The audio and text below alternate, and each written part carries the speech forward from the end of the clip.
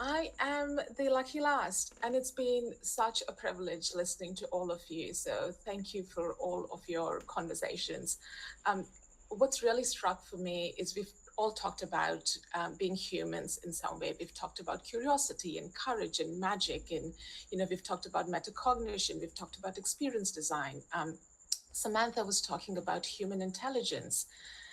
It's also the diversity in human intelligence. It's the lived experience that we all bring. It's the brains and bodies and the diversity of humanity, just because we all have lived different lives. And so, what my invitation to you today is to think about how can we have more inclusion in the work that we do? How can we be more intentional in our inclusive design so that we're not being unintentionally exclusive?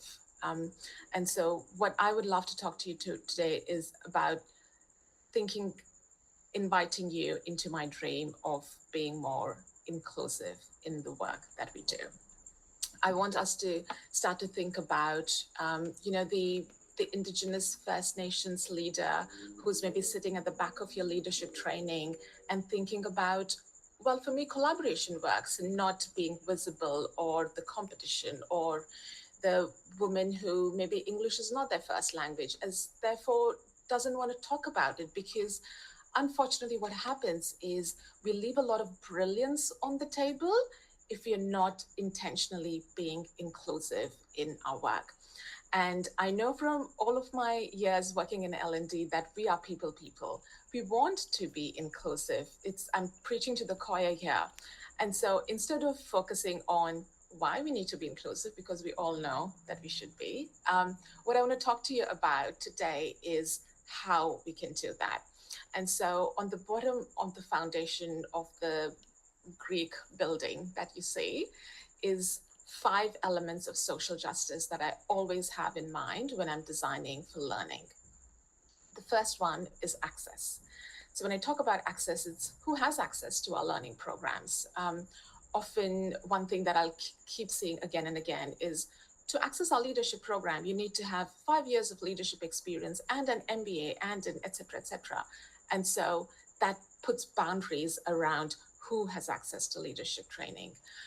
A lot of our language is English. We write in words. And so somebody who's dyslexic might not be able to access the language. And so simple accessibility conversation is so important to start thinking of as like that first rung of social justice element. The second level that I then think about is representation. We often say you cannot be what you cannot say. And so how are we designing our learning programs? What are the examples we're using?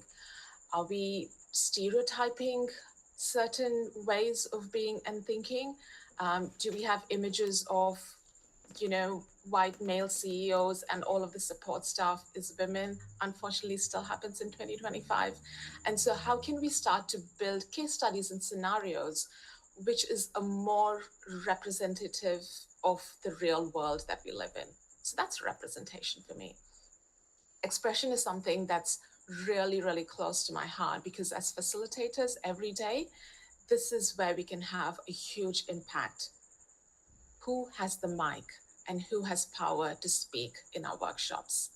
How are we ensuring that not just eyeballing who has, how much speaking time on a workshop, but actually having systems and processes in place to make sure that there is equal distribution of speaking time for all of the participants?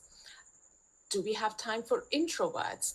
Do we give people thinking time so everybody who has an idea can express it in a way that works for them?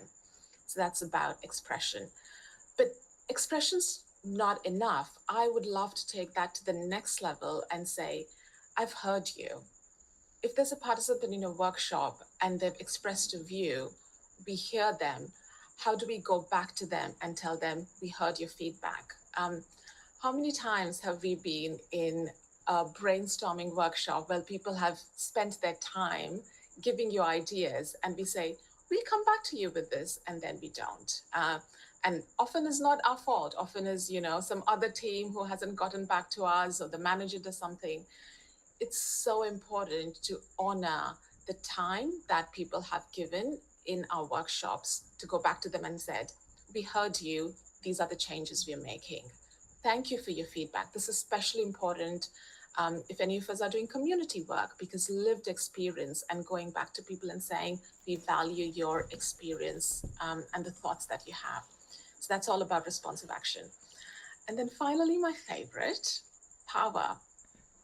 Thinking about power hierarchies and power dynamics in the work we do. Thinking about, and I've been one of those people who go like, but I'm a really nice person. I'm a nice facilitator. Everybody will talk to me because I'm approachable. No, as a facilitator, I have power that lots of people in the room don't. And so how am I using that power and thinking about there's a there's a power hierarchy here. How can I make this more how can I come back to the level where we feel that all of us have the opportunity to speak? And for me, this looks as invitation at the start of a workshop. So Romy just talked about connection before content. It's that idea. You can walk around if you want. Feel free to use the time as you want. If you want to go out and grab a cup of tea, you want to take a call, this is okay. Like, we are all adults. And I'm not going to tell you where to sit, what to do, when to get up. This is the break time, and you can only leave the workshop during the break time. So this is all kind of evening out the power structures. Thinking about who else is in the room. Are there traditionally more powerful people in terms of identities that are sitting in the room, and therefore people who are from traditionally marginalized backgrounds might not feel comfortable to speak? So there's a huge piece of work that I think as facilitators we can have in our systems and processes to make sure that we are making sure that everybody has the opportunity to even out some of those power structures. So that was my very impassioned plea and inviting you into my dream of having more inclusive and equitable and accessible learning experiences.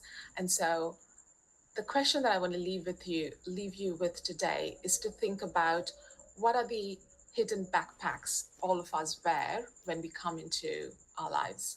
When your participants walk into the room, when somebody opens up your e-learning, what is their lived experience that they're bringing into? What's their lens? What are they seeing? And therefore, how best can we honor and respect that while also giving them the agency to be the own architect of their own learning?